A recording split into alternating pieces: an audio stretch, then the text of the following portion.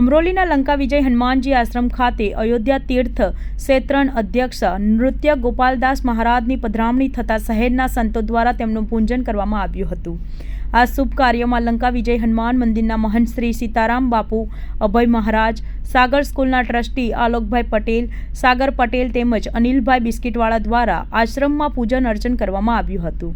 સાથોસાથ સુરત શહેરના નામી અનામી લોકો પણ ઉપસ્થિત રહ્યા હતા અને મોટી સંખ્યામાં ભક્તો નૃત્ય ગોપાલદાસ મહારાજના આશીર્વાદ લેવા પધાર્યા હતા।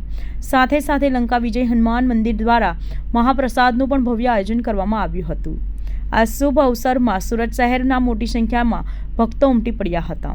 મારું નામ સાગર પટેલ, હું આજે લંકા વિજય હનુમાન મંદિરમાં ઉપસ્થિત છું।